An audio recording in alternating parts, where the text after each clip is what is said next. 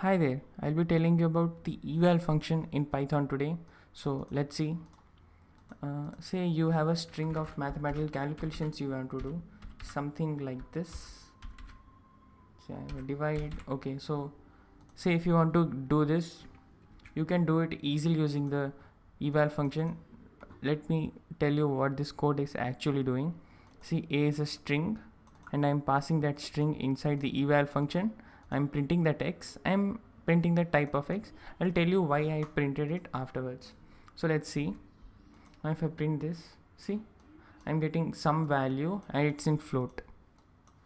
Okay, so eval is, it's like a magic function which actually evaluates whatever the value is, then it prints.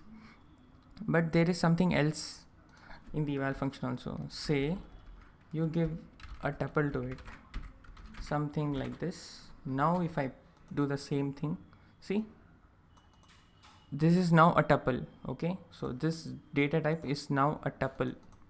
See, instead of tuple, if I pass a list, it makes it as a list. So now let's see. Say I make it as a dictionary,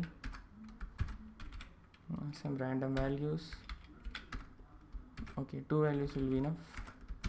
See, now if I run it, see, now it's in dictionary. See, so eval, this magical function which evaluates whatever you are giving. Let me tell you what's the use case of this and where do we use this eval function. Say you get an input from your user.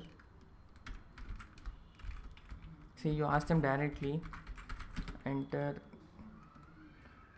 a list of numbers with separated with, okay, you just ask directly that enter a list of numbers separated with comma. So your user, he'll do something like this, right?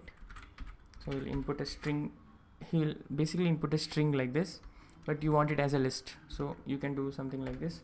So L is your list, you pass in your eval function, you just make this, sorry for that noise, and this. Now if I print L, see this, okay, see this, now this is a list. You can iterate through it or you can do some list operation using it.